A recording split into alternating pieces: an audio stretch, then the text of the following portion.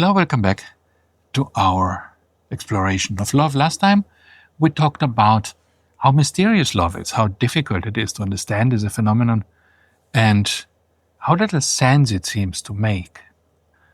And if you think about it, if you think that you had to perhaps explain what love is to someone who has just come from Mars, some alien stepping out of his UFO, and you try to explain to them what love is, it's pretty difficult, right? It's not easy to make sense of it. For example, what distinguishes love from other social phenomena? What distinguishes love from friendship? And what is romantic love? What is the essence of romantic love?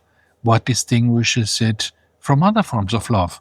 Like, for example, Christian love towards one's neighbor, love towards a beggar when you give them some money, charity, charitable love, or the love towards your parents and your children, right? These are all very different kinds of love. And then, of course, even romantic love is not entirely clear what the essence of it is. Is it sex? But then it would mean that every sexual relationship is a romantic, is an erotic relationship. That's not true, right? You can have purely sexual relationships without any romantic components. You can also perhaps have a romantic relationship without sex being involved. So you could have a boyfriend or a girlfriend and then you don't have sex with them, but you still have a romantic relationship. It is certainly possible, right? You can imagine this being the case. For example, some Christians might say they do not want to have sex before marriage, young people. But then before they are married, they can still be boyfriends and girlfriends, and then they would not have sex, but they would understand that they are in an erotic relationship that does not include a sexual component. A more interesting question is, can I have a life that is entirely without love? What happens if I have a life that is totally devoid of loving relationships? What would this even look like? And I think a good example of this is perhaps Scrooge in the Christmas Carol. He's a person who does not have any loving relationship towards anybody. He is being loved by others, which he does not want to acknowledge and which is annoying to him, but he himself is not willing to love anyone. And this only changes at the end of the story after his transformation and so on, right? So the question is his life a worthwhile life? And Dickens obviously said, no, this is not the case. Only after transforming himself, he returns to the world of the properly living, of which he was excluded before. There are other people whom we could imagine to not have a normal inner life, a normal emotional life. For example, serial killers, people like Hitler. Do these people have a normal emotional life, or are they so damaged that love has become impossible for them? And if this was the case, is their life worthwhile? Even from their own perspective, is their life a life that they can properly enjoy? Or does love really need to be there as the basis of any life that makes sense? I would like to hear what you think. So if you want, give me a comment down below and tell me what you think about this. I would be very interested to hear your own experiences with love, whether erotic love requires a sexual component or whether we can have a romantic and erotic love without a sexual component, and whether we can have a life that is worthwhile even if we don't have any love in it. For example, a hermit, right? You could think of hermits. Hermits live alone and they don't want to have contact with others, so they move away to some mountain top or some deserted island. And there are many cases like this. There are many stories of hermits. There are many books written by hermits where they live alone for years. They're very happy without social contact. But then the question is, do they really not have any love in their lives, or do they have love but love of a different kind. Perhaps they have a more encompassing love towards nature, or they have love towards animals or plants, or an abstract love, a love towards God, perhaps, like monks have or religious hermits have. And perhaps these other kinds of love compensate for the absence of personal love towards particular human beings. And let us now briefly see different kinds of love, because there's not only one kind of love, and we tend in English, in many modern languages, to confuse all these different kinds of love by calling them all love, although in ancient times they did have different names. In ancient Greek, for example, we have 3 different words for love, and these point to different aspects of what love can be. So one kind of love we can easily distinguish is based on this idea that I'm loving particular properties of another person, which is called appraisal love. I am appraising properties of somebody, evaluating properties. And this would be the case where you say, I love this person because they are rich, or I love this person because they have bright teeth, or I love this person because they have beautiful hair. Even if you say something a little more sane, like I love this person because of their humor, it's still appraising, it's still taking a particular quality, a particular property, and loving the property rather than the person, if you think about it, right? In this case, you love the property. But then the question is, what happens if this property changes over time, or if it gets lost entirely? Like many properties of youth, a strong body, a beautiful face, sparkly eyes, beautiful shiny hair, all these things over time go away in all human beings. And when you have people who have been married for 50 years and now they are both 70 and they're still together, they certainly don't love each other for these properties anymore. So if love was just that, then we would expect to just love people for a short time while they have these properties. And even properties like humor can be lost, right? You can have, let's say, some traumatic event in your life, some accident, or perhaps you're involved in some war, you're a citizen in a country that's at war, and now after this experience, your humor is gone, right? For the rest of your life, perhaps you're now a more quiet, more depressed person. Does this mean that your partner should now not love you because you lost this property of your being? It is difficult to say, but at least with the superficial properties like hair or teeth, you would not expect your lover to leave you if suddenly you lose your hair, if this is true love. So this is a way how we normally tend to distinguish between superficial love and real love. There is another way of understanding love, which is love as bestowal of love. In this case, your love is not dependent on properties, but you bestow it, you put it onto someone, not because of their properties, but because of your decision to give them your love. This would be the case, for example, when you give something to a beggar, charity. This does not depend on properties of the beggar. You're not supposed to look for the good-looking beggar and give him more money than the ugly-looking beggar, right? And this is not what we normally do. We do not evaluate the beggars according to their properties. We give them money just because we think that it is morally right, or it makes us feel good, or we are good people if we do that. But we are not evaluating them in the way that we would perhaps be evaluating a person we see in a nightclub.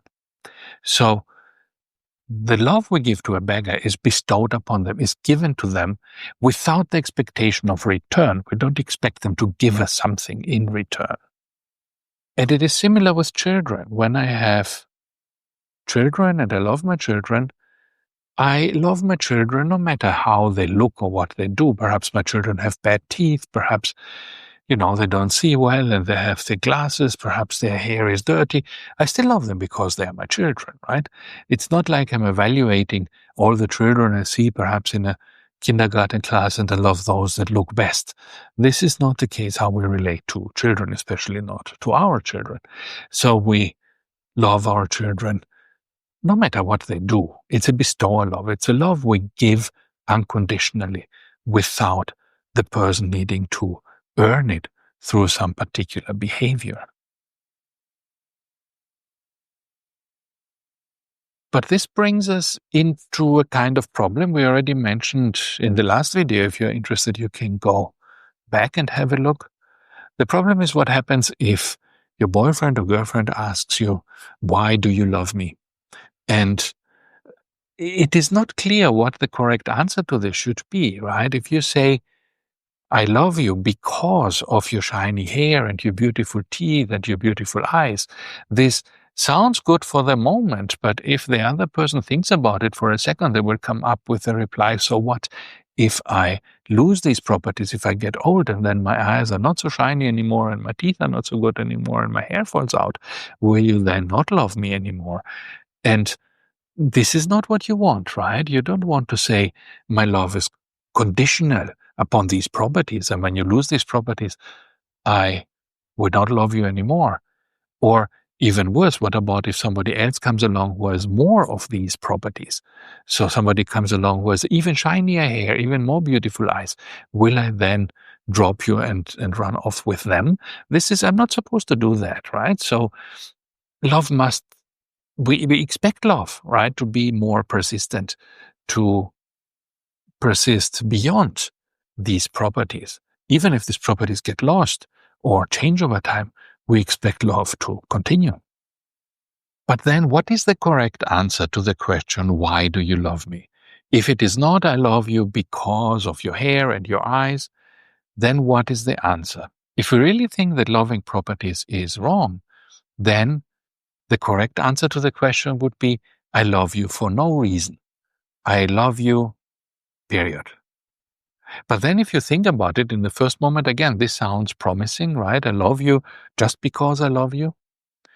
But then other questions start creeping up. For example, loving someone not for any property would essentially mean that my love is irrational. There is no reason for my love. I cannot justify my love. So you would ask, why do you love me? And I would say, I love you for no reason at all. My love is totally irrational. My love is totally not justifiable. There is no good reason why I love you. This is not what you want to hear, right? This is also wrong. We don't want to be loved irrationally for no reason at all. Because among other things, if this was the case, then I could love anyone without any reason at all. Then I could love my neighbor as well as I love, my wife. There wouldn't be no difference between them because I love them for no reason. So this is also not what we want. So bestow our love, the love towards beggars, the love towards our children, perhaps the love towards our lovers must still be rational in some way. We cannot say that we have a totally irrational, totally unjustified love towards other people. And the last option would be perhaps to say there is a history in personal relationships, and this history provides a basis for my love. So this would mean that at the beginning, perhaps I am attracted by properties. And this seems to make the most sense because it's how we feel, right? When first time we see a person, we are attracted by the hair and the eyes and the teeth and so on. But over time, the history of the relationship replaces the attraction to these properties. And now we are attracted perhaps more to the inner properties of this person, but even more, what binds us to the person is the shared history. So when we are together for 50 years, it doesn't matter anymore what properties the other person has, because what we love is in reality not this particular physical manifestation the person has right now. What we love is our history, the common life shared with this person. And this makes our love endure, continue, despite the loss of particular properties.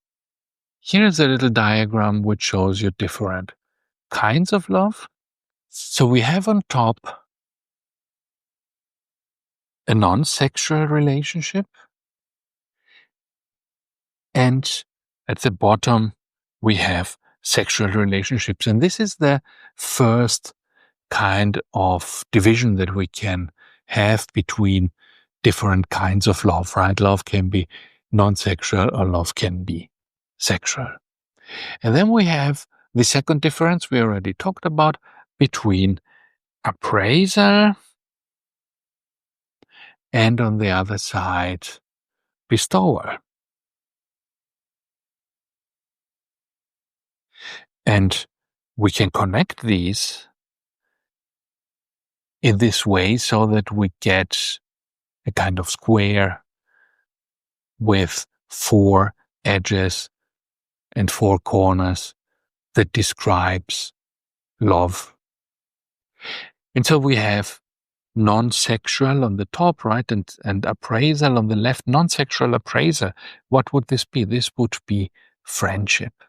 Friendship is generally considered to be non-sexual, and it's also appraisal love. We do appraise the qualities of our friends. We don't just have friends for no reason. I'm not making friends with anyone.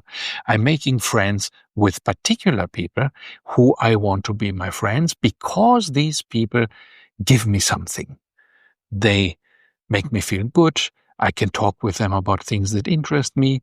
We share common, favorite books or favorite movies. We share taste in food or goals in life. And these are the people I want to be friends with. And if I don't share anything with someone, and if we have totally different opinions and we don't even like each other, we would not be friends, right? So friendship always has some component of appraisal. And so it is a kind of appraisal, non-sexual appraisal love. Now, if this becomes sexual, then we would have on the left side here in this diagram erotic love. And the erotic love is a love that is sexual, but based on appraisal of properties of people. Again, I would not want to be erotically involved with any random person on the street, right? I want to choose my erotic partners, and I choose them, at least initially, according to their properties. I like this person because of something, either external properties or properties of character, right? It's also appraisal. I like them because of your humor. I like them because they make me laugh. I like them because they make me feel safe or whatever it is. But of course, there is more to it, right? As we just said, because this changes over time. My erotic love does not stick to properties, but it changes, it becomes something different. And the philosopher Plato, whom we will talk about later, he has a theory about how this happens and how erotic love transforms over time. Now, if we look at non-sexual bestowal love, up here on the right, we have parental love or Christian love. Parental love and Christian love. Love of parents towards children and love of people towards other people who need help, perhaps. And this would be non-sexual bestowal love. Also the love towards our parents, taking care of old people, right, is a non-sexual kind of bestowal love. Again, I don't choose the old people I want to take care of according to whether they deserve it or whether they have bright, shiny hair. I love them because I want to give them this love. I want to give them this care, not because they deserve it, but because I want to give it, because it makes me feel good to care for them. So it's a little more difficult to make sense of the last quadrant of this, where we have bestowal love that is sexual. When do we have a relationship that is at least in principle sexual, but it is not based on appraisal, but it is a sexual relationship where I bestow my desire on someone without them giving me any reason for it, without them giving me any justification in terms of properties that they have. And this seems to be, for example, something like romantic love, where I am madly in love with a person. I imagine in my imagination creates a person, and then I'm in love with them. And this does not depend on their properties. So when I say I will love you forever, even if you are old, right? This is a kind of romantic sentiment that expresses a bestowal love, but it is, at least in principle, sexual, because we're not talking about friendships. We are talking about some kind of um, erotic, romantic relationship.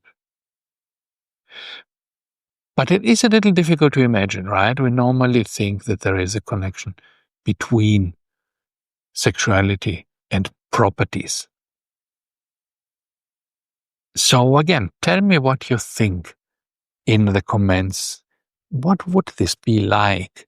And have you experienced this yourself, perhaps? Now, there's a number of Greek words, Greek and Latin words, that have been used since ancient times to describe these different kinds of love.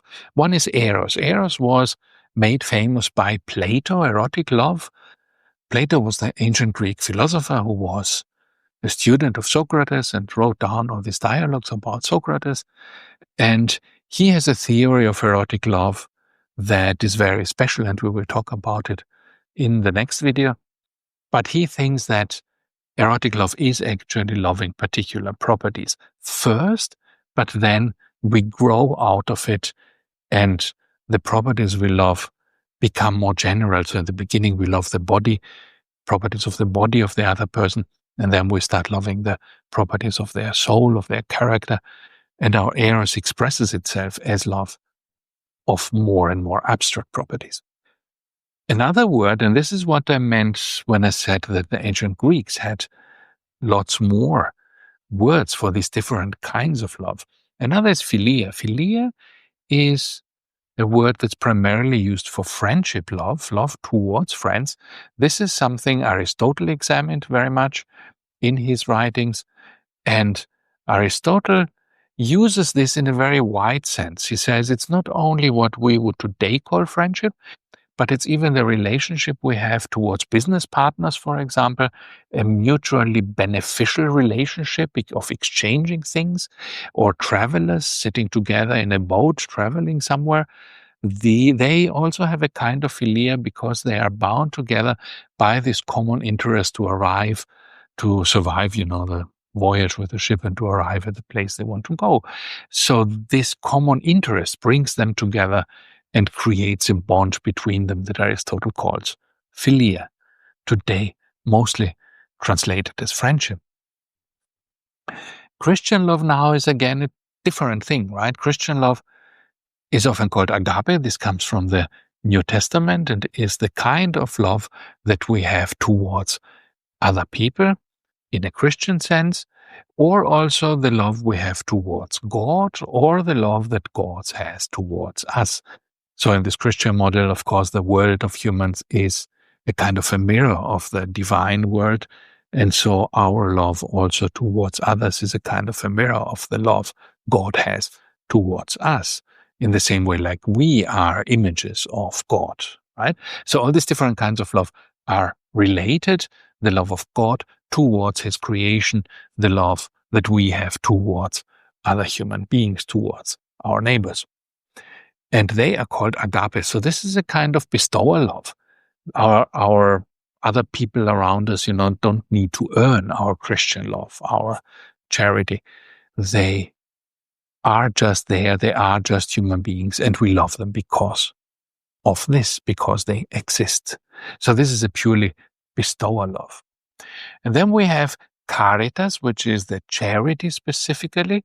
Now the question is charity the same as love? And of course, these words have changed their meaning over time. Today, perhaps I would say charity is more expressed in particular actions. I cannot be charitable if I don't do anything charitable, right? I need to actually, give some money to someone, give some food to someone. This is an expression of my charity. If I don't do these things, I'm not being charitable. While Agape is more the state of mind that I have towards others. It does not necessarily perhaps need to be expressed in a charitable action. And finally, there's storge, which is a kind of meaning that we have perhaps a little lost today as a separate meaning. This is the care we feel towards people who are entrusted to our care, our children or our elderly parents who need our care, grandparents, depending on your age. So care, you see, has different aspects. It can be caring for someone because of general Christian principles, then it would be agape, because there I don't have a personal connection to the person. Or it can be charity, where I'm actually doing something to give some advantage, some good thing, some good property, some benefit to someone as an act of bestowal without them having to earn it. And then I have storge, which is a mindset of care towards particular people to whom I am not necessarily related, but associated with in a relationship of care. So this could, for example, also be a nurse in a hospital, right? A nurse towards the patients has this relationship of care, or a doctor towards the patients, although they don't need to be motivated by Christian agape, and it does not need to be charity. It is perhaps a business relationship, but it's still a relationship of care. So it is a special relationship that requires a special office, a special setup of this relationship that includes care as a component. And I think this is enough for the moment. Tell me what you think. This is the usual way how we categorize love, different kinds of love. And I think it's very useful to see this so that we can have an appreciation of these different kinds of love and not confuse them necessarily. Today we misuse love very often. We say, I love my friends, I love my parents, I love my children, I love the neighbor who looks good when he is working out in the garden. But these are all so different kinds of love, right? And it seems that by confusing these things, we are not actually benefiting anyone or getting any clarity. So I think it's very important to keep this apart. And I would like to know if you feel that these distinctions are correct, or do we need to distinguish more kinds of love, or perhaps is it difficult to distinguish particular kinds of love because they are confusing? Tell me in the comments, and let's talk more about it next time. Thank you.